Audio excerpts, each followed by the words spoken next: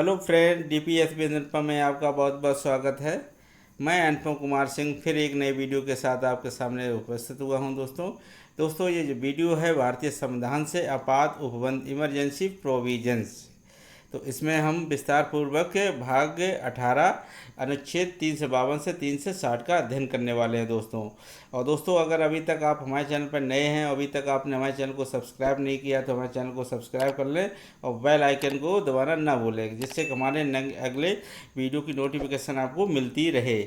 और दोस्तों, अगर ये वीडियो आपको पसंद आए तो वीडियो को लाइक और शेयर करना ना भूलें। तो दोस्तों, आज ये शुरू करते हैं नया वीडियो, जो कि हमने भारतीय संविधान से लिया है। बहुत इंपॉर्टेंट दोस्तों ये टॉपिक है, आपात उपबंध इमरजेंसी प्रोविजंस। तो दोस्तों भाग 18, तो इसमें दोस्तों क्या है, भारतीय संविधान में दोस्तों 22 भाग हैं और 12 अनुसूचियाँ दी गई हैं, और ये 22 भाग और 395 अनुच्छेद हैं। तो इसी के अंतर्गत दोस्तों जो भाग 18 है और इसमें जो अनुच्छेद दिए गए हैं वो 352 से 360 के बीच में इसमें चर्चा की गई है। तो दोस्तों, जब ये आपात उपबंध लागू होता है, तो जब आपातकाल लगता है तो क्या होता है, जो हमारी केंद्रीय सरकार है वो कैसी हो जाती है, आपात के समय संघात्मक से एकात्मक हो जाती है। सरकार कैसी हो जाती है, संघात्मक से एकात्मक हो जाती है। जो अपवाद उपबंध कहाँ से लिए हैं, ये जर्मनी के वीमर संविधान से लिए गए हैं। तो ये हमारा जो आपात उपबंध है वो जर्मनी के संविधान से लिया है दोस्तों। तो जो आपात भाग 18 में कितने तरह के आपातकाल की चर्चा की गई, तो इसमें 3 तरह के आपात की चर्चा की गई दोस्तों। नंबर 1 पे हम देखते हैं राष्ट्रीय आपात, राष्ट्रपति शासन और वित्तीय आपात।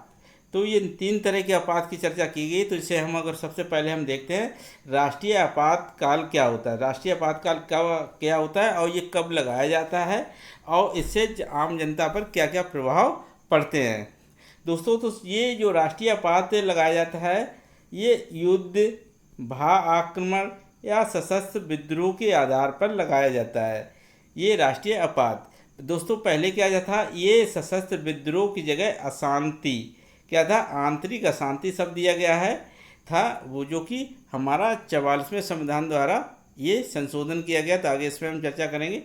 तो ये सशस्त्र विद्रोह के आधार पर लगाया जाता है। तो राष्ट्रीय आपात, तो ये अनुच्छेद, इसके बारे में अनुच्छेद 352 में इसका वर्णन किया गया है कि 352 में इसका वर्णन किया गया है कि राष्ट्रपति द्वारा संपूर्ण भारत या किसी भाग पर, भारत के किसी भाग पर लगाया जा सकता है आपात उपबंध, या भारत के संपूर्ण क्षेत्रफल पर लगाया जाता है। ये किसके द्वारा लगाया जाता है दोस्तों, राष्ट्रपति के दिशा निर्देश में मंत्रिमंडल की लिखित सूचना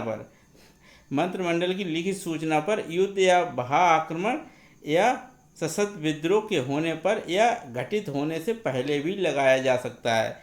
तो होता क्या है दोस्तों, ये जो या तो युद्ध हो रहा हो दोस्तों, या युद्ध हो या भा आक्रमण या सशस्त्र विद्रोह की स्थिति में राष्ट्रपति द्वारा आपातकाल लगाया जा सकता है, वो भी मंत्रिमंडल की लिखित सूचना पर, और ये घटित होने से पहले भी लगाया जाता है। अगर राष्ट्रपति को लगता है कि भा आक्रमण हो सकता है तो राष्ट्रपति उस समय भी लगा सकता है।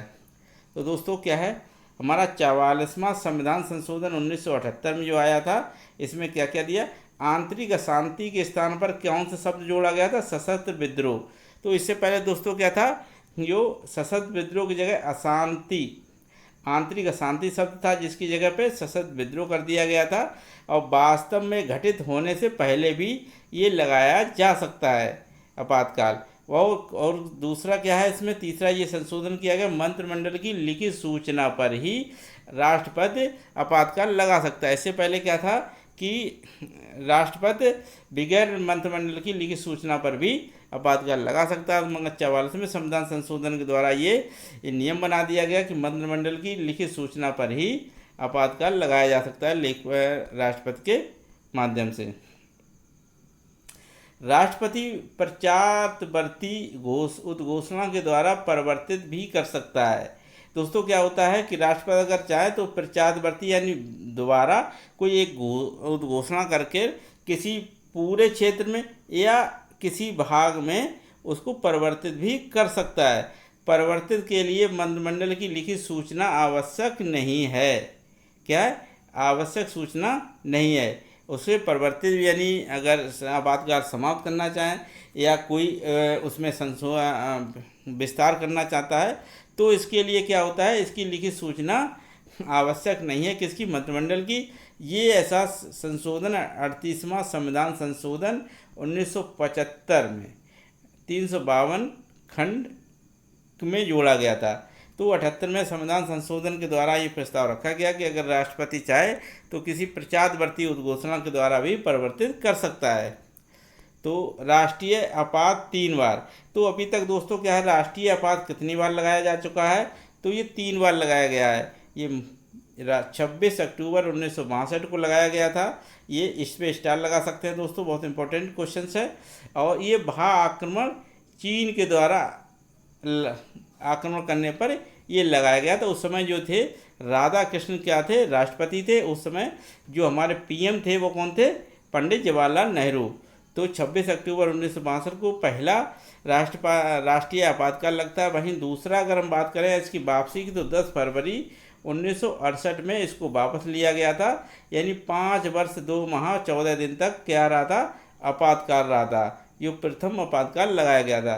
दूसरा आपातकाल दोस्तों 3 दिसंबर 1971 को लगाया गया था और ये पाकिस्तान के द्वारा आक्रमण करने पर लगाया गया था। और उस समय जो राष्ट्रपति थे बीबी गिरी थे और उसमें जो प्रधानमंत्री थे दोस्तों इंदिरा गांधी थी।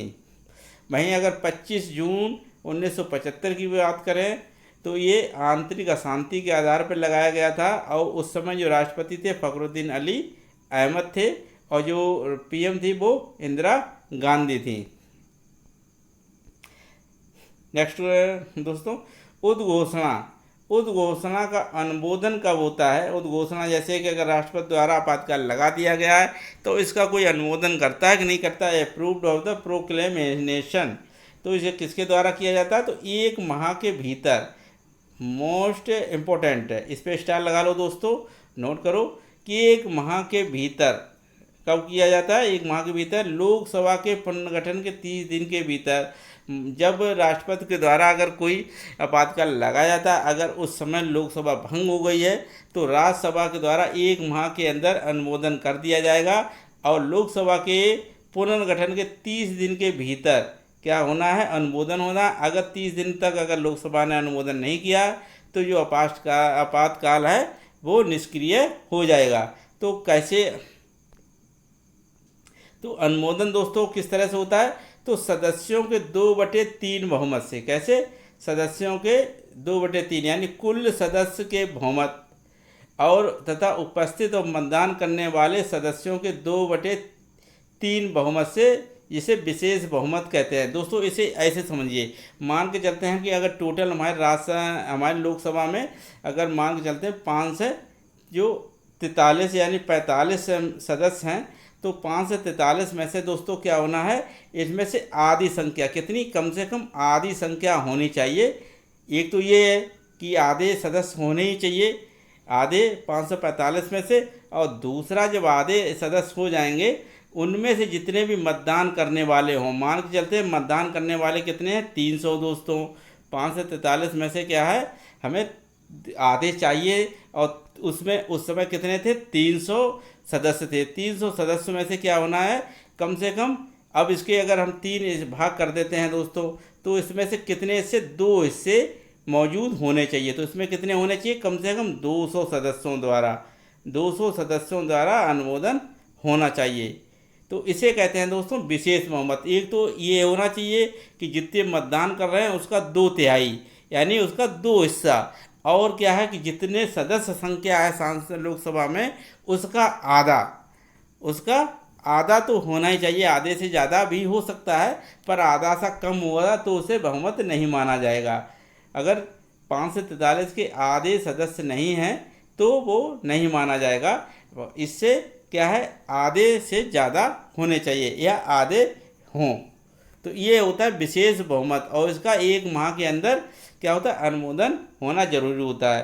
अब इसकी अवधि कितनी हो जाती है? अगर अनुमोदन कर दिया जाता है लोकसभा राज्यसभा द्वारा तो ये आपातकाल कितने समय तक चलता रहेगा? ये 6 माह तक इसकी अवधि होती है। आगे जारी रखने के लिए पुनः अनुमोदन है किसके द्वारा? संसद के द्वारा पुनः अनुमोदन जरूरी है। अगर राष्ट्रीय आपात अगर आगे भी लगाना है तो उसे 6 माह के अंदर पुनः अनुमोदन करना है। उद्घोषणा की वापसी। राष्ट्रपति पश्चातवर्ती उद्घोषणा द्वारा कभी भी संसद द्वारा अनुमोदन नहीं है।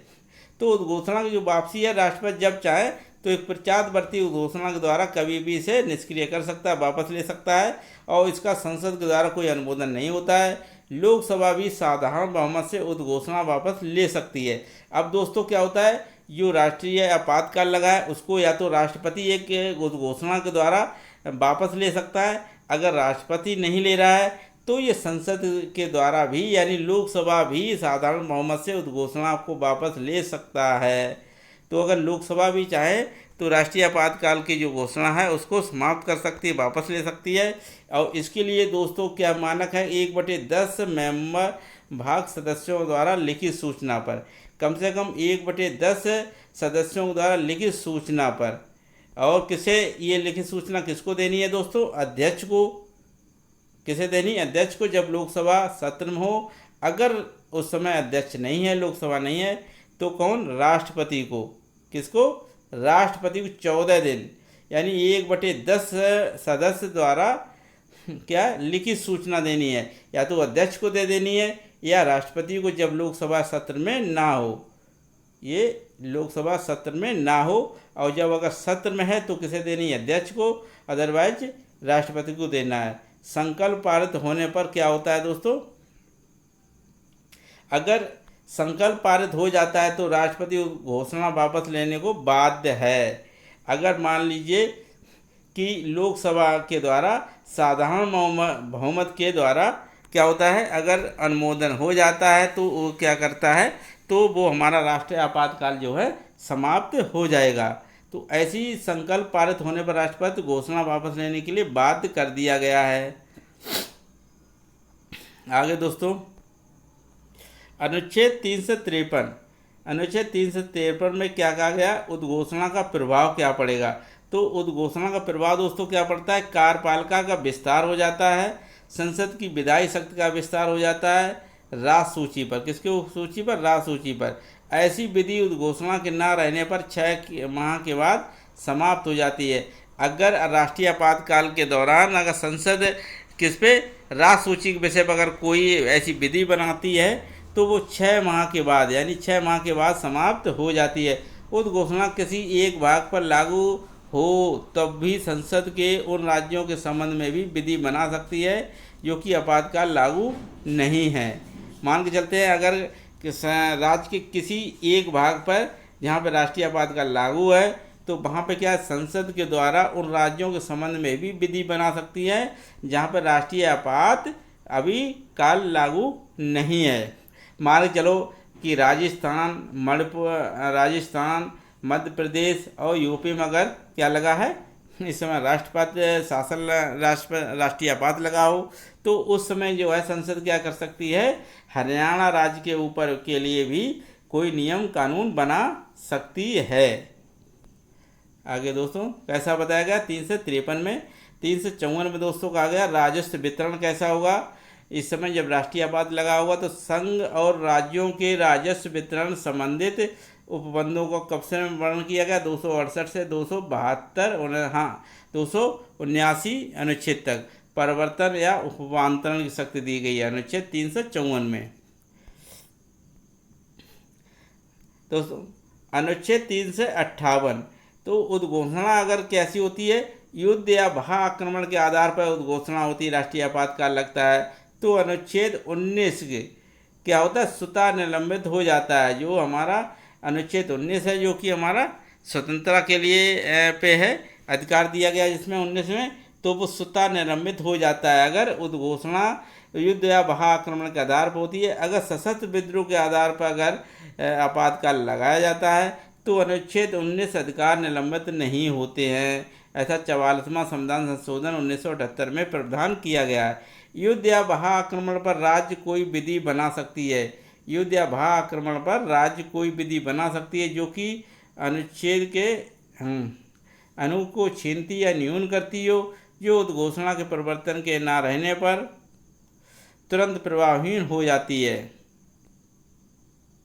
न्यायालय में चुनौती नहीं दी जा सकती है। अगर 58 के अंतर्गत क्या है, आपातकाल लगाया गया है, तो इसके लिए क्या न्यायालय में चुनौती नहीं दी जा सकती है। अगर कोई विधि बनाई गई है जिस समय की राष्ट्रीय आपातकाल लगा है, तो उस समय की बनी हुई विधियों पे क्या है, न्यायालय में कोई चुनौती नहीं दी जा सकती है।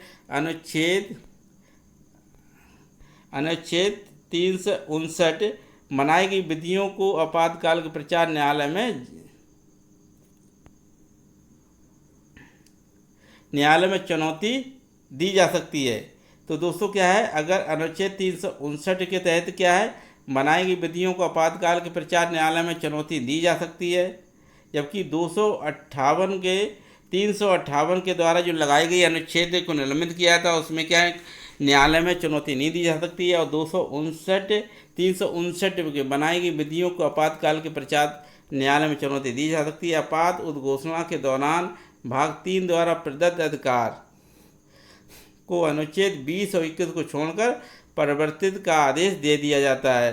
राज्य विधि बना सकती है, राज्य क्या है, विधि बना सकती है मूल अधिकारों के उल्लंघन पर न्यायालय में चुनौती नहीं दी जा सकती। मूल अधिकारों के उल्लंघन पर न्यायालय में चुनौती नहीं दी जा सकती है। बनाई गई विधि आपात उद्घोषणा के संबंध में नहीं है तो न्यायालय में चुनौती दी जा सकती है। दोस्तों क्या है, राष्ट्रीय जो आपात जिस समय लगा होता है उस समय अगर संसद के द्वारा कोई विधि बनाई जा रही है और ऐसी विधि है जो कि राष्ट्रीय आपात घोषणा के संबंध में नहीं है, तो और ऐसी विधि को लेकर क्या है, न्यायालय में चुनौती दी जा सकती है। अगर वो विधि आपातकाल के संबंध में ही है तो उसके लिए न्यायालय में चुनौती नहीं दी जा सकती है। दोस्तों आगे दोस्तों, लोकसभा का कार्यकाल एक बार में 1 वर्ष के लिए ही बढ़ाया जा सकता है। लोकसभा का कार्यकाल एक बार में 1 वर्ष के लिए बढ़ाया जा सकता है। प्रत्यावर्तन में नहीं रहने पर 6 माह से अधिक अवधि तक नहीं होगा। अनुच्छेद क्या है, 83 बताया गया है। 44वां संविधान संशोधन के द्वारा क्या प्रावधान किया गया दोस्तों, अनुमोदन 1 माह के अंदर, इससे पहले 2 माह और साधारण बहुमत के द्वारा पारित होता था। कैसा दोस्तों, 44वें संविधान संशोधन के द्वारा क्या है, ये 1 माह के अंदर, और इससे पहले क्या है, ये 2 माह और साधारण बहुमत से पारित होता था। अब कैसे, 1 माह के अंदर, और ये साधारण बहुमत से नहीं विशेष बहुमत के द्वारा पारित होता है। दोस्तों उद्घोषणा 6 माह तक, इससे पहले एक बार में अनुमोदित होने पर क्या होता है कि 6 माह तक, अगर 6 माह से ज़्यादा राष्ट्रीय आपात लगाया जा रहा है तो 6 माह पर क्या है, अनुमोदन जरूरी है। होने पर अनिश्चित काल तक ये लगाया जा सकता है। वहीं संपूर्ण भारत में अब पूरे देश या किसी इस राज्य पर उद्घोषणा कर सकता है। आगे राष्ट्रपति शासन, तो राष्ट्रपति शासन दूसरों, ये राष्ट्रीय आपात देख चुके हैं। राष्ट्रपति शासन क्या होता है, 356 अनुच्छेद दिया गया है। तो इसमें राष्ट्रपति शासन के लिए मंत्रिमंडल की लिखित सूचना आवश्यक नहीं है। कैसी कि राष्ट्रपति शासन के लिए मंत्रिमंडल की जो लिखित सूचना आवश्यक नहीं है, सिर्फ मौखिक ही मान ली जाती है। अभी तक दोस्तों क्या राष्ट्रीय आपातकाल के लिए क्या है, केंद्रीय मंत्रिमंडल की लिखित सूचना जरूरी होती है राष्ट्रपति के लिए, मगर राष्ट्रपति शासन करने के लिए कोई लिखित सूचना नहीं होती है।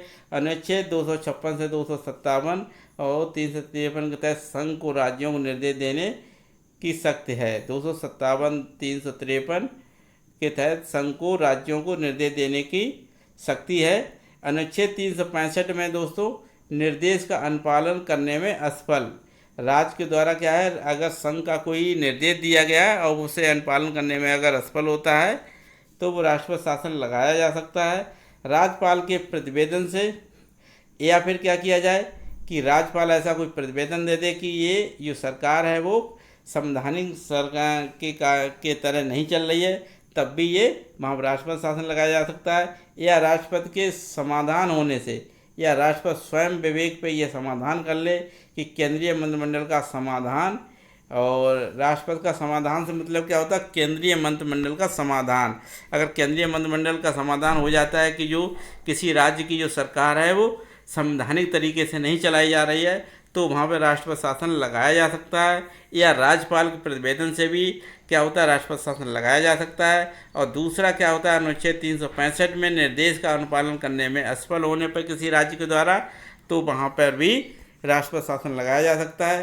दोस्तों, इसका जो अनुमोदन होता है ये उपस्थित और मतदान करने वाले सदस्यों के बहुमत यानी साधारण बहुमत से ये अनुमोदन हो जाता है। और ये कितने 2 माह के अंदर होना चाहिए, 2 माह के अंदर।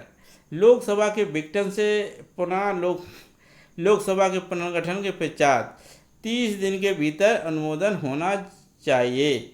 अगर उस समय लोकसभा निलंबित है और अगर सत्र में नहीं है तो क्या है, 30 दिन के भीतर अनुमोदन होना चाहिए। वैसे कितने हैं, 2 महीने के अंदर। उद्घोषणा अवधि क्या है दोस्तों, जारी किए जाने की तिथि से 6 माह तक। कितने, 6 माह तक, अधिकतम 3 वर्ष। तो राष्ट्रपति शासन कितने वर्ष लगाया जा सकता है, 3 वर्ष, यानी अधिकतम 3 वर्ष और 6 माह तक लगाया जा सकता है। 1 वर्ष से अधिक राष्ट्रपति शासन 2 स्थिति में लगाया जा सकता है। 1 वर्ष से अधिक राष्ट्रपति शासन 2 स्थितियों में लगाया जाता है। दोस्तों आगे बात करते हैं, ये आपात की उद्घोषणा प्रवर्तन में हो, यानी राष्ट्रीय आपात लगाया गया हो, या निर्वाचन आयोग द्वारा चुनाव हुए सही परिस्थिति नहीं होने पर कहा हो। अगर निर्वाचन आयोग के द्वारा लगता है कि चुनाव के कराने के लिए स्थिति अभी सही नहीं है, तब भी क्या है, राष्ट्रपति शासन लगाया जा सकता है। दोनों शर्तें 44वें संविधान संशोधन द्वारा 1978 द्वारा, यानी ये दोनों शर्तें जो कब जोड़ी गई, 44वें संविधान संशोधन 1978 द्वारा जोड़ी गई थी। अनुच्छेद 357 ग्राम विधानमंडल की विधायी शक्तियों संसद द्वारा प्रयोग की जाती है, ये देख लेते हैं 357। इसके तहत विधियाँ उद्घोषणा के प्रवर्तन में न रहने पर बनी रहती है जब तक कि वित्तीय आपात फाइनेंशियल इमरजेंसी न निश्चित कर दी गई हो। अनुच्छेद 360 के तहत क्या बताया गया, वित्तीय आपात के बारे में चर्चा की गई दोस्तों।